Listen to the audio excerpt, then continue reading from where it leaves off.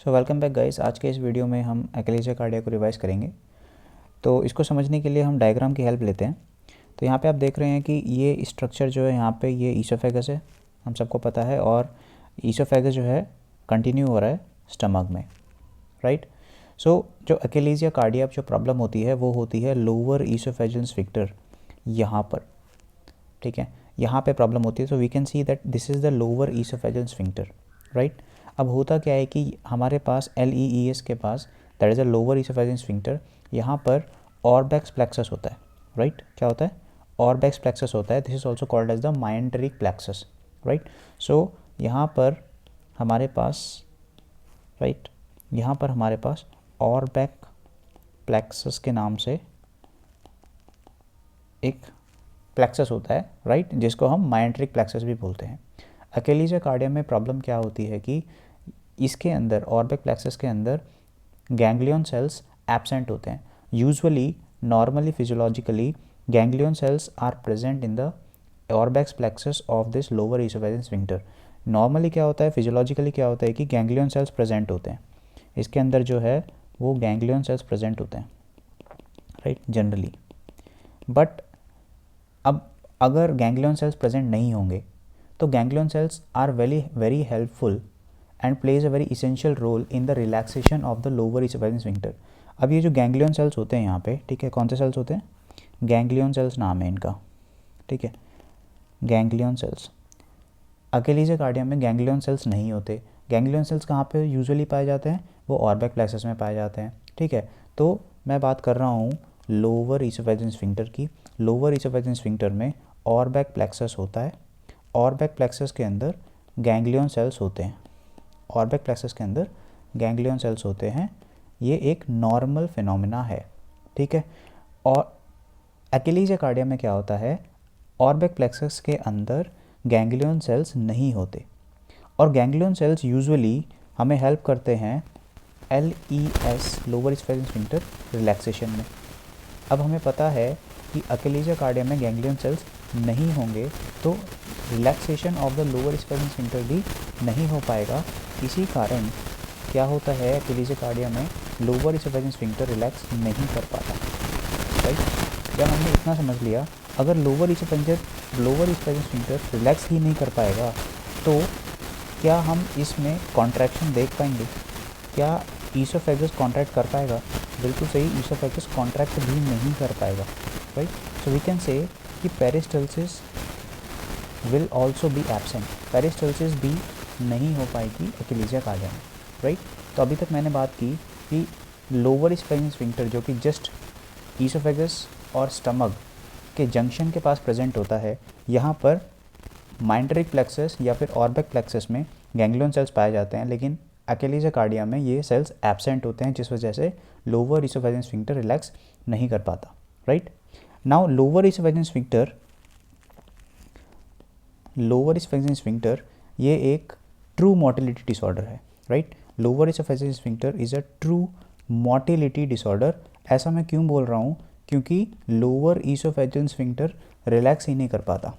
अब आप खुद सोच सकते हैं, अगर लोअर ईसोफेजियल स्फिंक्टर यहाँ पे LES है, right, lower oesophageal sphincter doesn't relax, तो आप देख रहे हैं कि नॉर्मली तो जब अगर कोई भी पर्सन खाना खाएगा, normally this is the food bolus, right, हम मान के चलते हैं कि ये फूड बॉलस है, तो ईजीली ये स्टमक में फूड बॉलस आ जाएगा नॉर्मल पर्सन में, right, like me and you.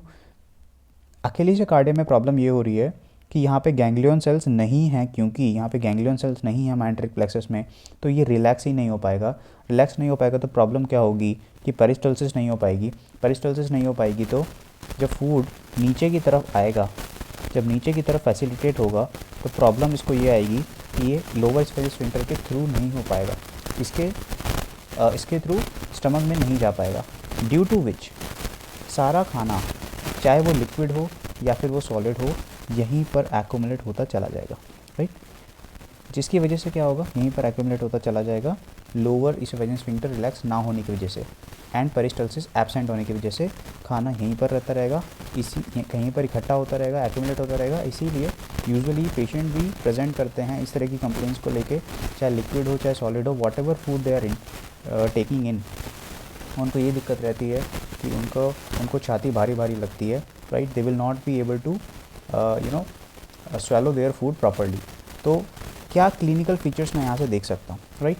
Clinical features में क्या क्या देख सकता हूँ यहाँ पे, तो अगर मैं बात करूँ यहाँ पे क्लिनिकल फीचर्स की, राइट, तो क्लिनिकल फीचर्स बहुत ही सिंपल होने वाले हैं मेरे लिए समझने के लिए, बिकॉज यहाँ पर पेशेंट को डिस्फेजिया होने वाला है। डिस्फेजिया मतलब कि patient will be having lot of problem in swallowing the food, right.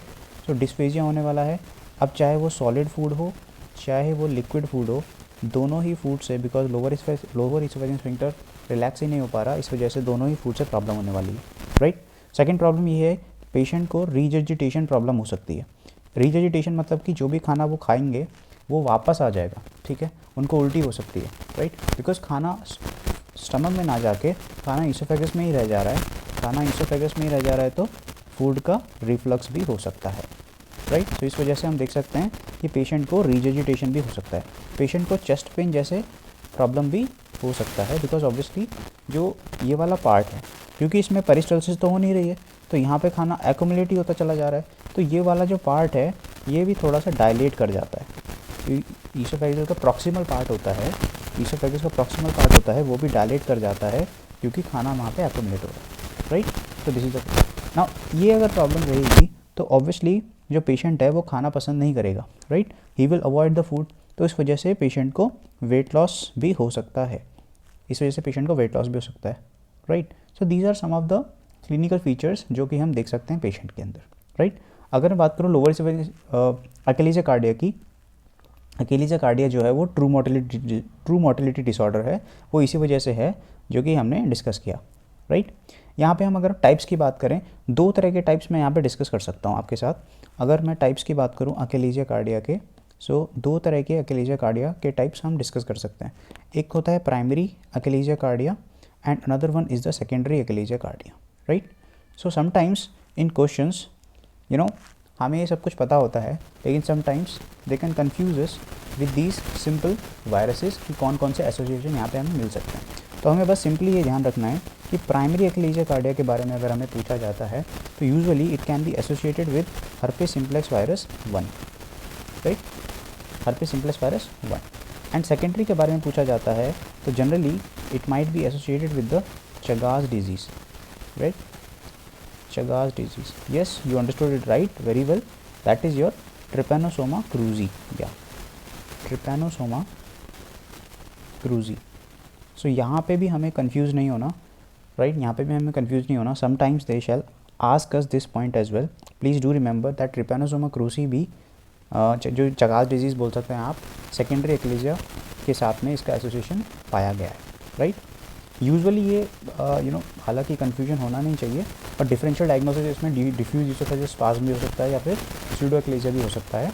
लेकिन डिफ्यूज ईसोफेजियल स्पाज्म एक बहुत ही अलग तरह का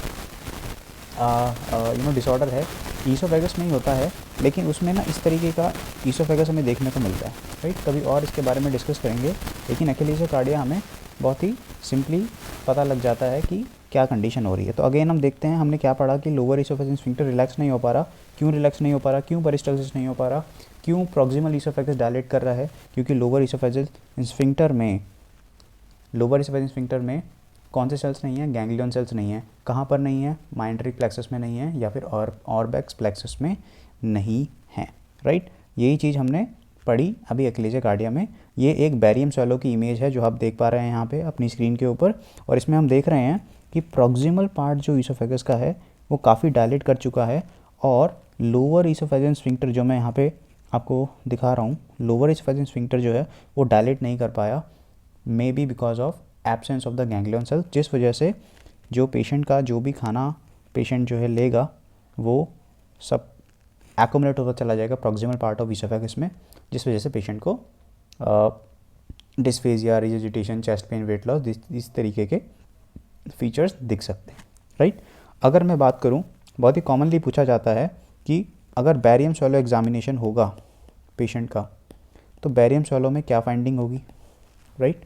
और sometimes they ask us investigation of choices में क्या हो सकती है, राइट। और sometimes they ask us what do you think about the treatment.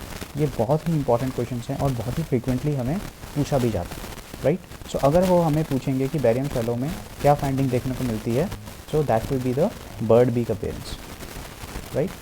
उस केस में हमें बर्ड बीक अपीयरेंस देखने को मिलती है, right, bird beak appearance, right, जो कि आप बहुत बार पढ़ भी चुके होंगे। समटाइम्स इसको रेड टेल अपीयरेंस भी बोला जाता है, ठीक है, इसको रेड टेल अपीयरेंस बोला जाता है। इसको कुछ और साइंस भी देखने को मिल सकते हैं, बट हमें जो फंडा है वो ध्यान रखना है। क्यों इसको बर्ड बीक अपीयरेंस बोला जाता है, क्योंकि सडन टेपरिंग डाउन इसमें देखने को मिलती है। आप देख सकते हैं कि ईसोफेगस कैसे सडन टेपरिंग डाउन कर रहा है, राइट। तो इसी जगह को ये कंपेयर कर रहे हैं रेड टेल साइन से या फिर bird beak, right, bird beak, beak मतलब चोंच, पक्षी की चोंच। So this is the bird beak appearance, right. Treatment से पहले इन्वेस्टिगेशन ऑफ चॉइस देख लेते हैं। Investigation choice is manometry, right, pressure check करते हैं वहाँ पे, manometry, right. This is the most sensitive, right, this is the most sensitive, ठीक है, this is the most sensitive. Treatment क्या हो सकता है यहाँ पे, ट्रीटमेंट होता है न्यूमेटिक डायलेटेशन, राइट। जहाँ पर भी स्फिंक्टर रिलैक्स नहीं हो पा रहा, वहाँ पे बलून की हेल्प से उसको ठीक किया जाता है, that is a pneumatic dilatation. या फिर हेलर मायोटमी सर्जरी भी कर सकते हैं, राइट, हेलर मायोटमी, ओके। तो ये था अकेलीजिया कार्डिया के बारे में एक क्विक रिवीजन, राइट। तो वंस अगेन हमने क्या सीखा, अकेलीजिया कार्डिया क्या होता है, गैंग्लियन सेल्स एब्सेंट होते हैं ऑर्बिक प्लेक्सस या फिर माइंट्रिक प्लेक्सस में in the lower oesophageal sphincter region of the lower oesophagus part, right. तो यहाँ पे हम देखेंगे ये बर्ड बीक अपीयरेंस देखने को मिलता है। प्रॉक्सिमल ईसोफेगस जो है वो डायलेट हो जाता है, क्योंकि वहाँ पर प्रॉक्सिमल ईसोफेगस जो है वो डायलेट हो जाता है, डायलेट्स एंड पेरिस्टल्सिस एब्सेंट होने की वजह से खाना ऐसा लगता है पेशेंट को कि अपर ईसोफेगस में ही इकट्ठा होता चला जा रहा है, इसीलिए पेशेंट खाने में भी हिचकते हैं, राइट। तो इसीलिए पेशेंट को वेट लॉस वगैरह भी देखने को मिल सकता है। This was about the achalasia cardia. I will see you in the next one. Thank you.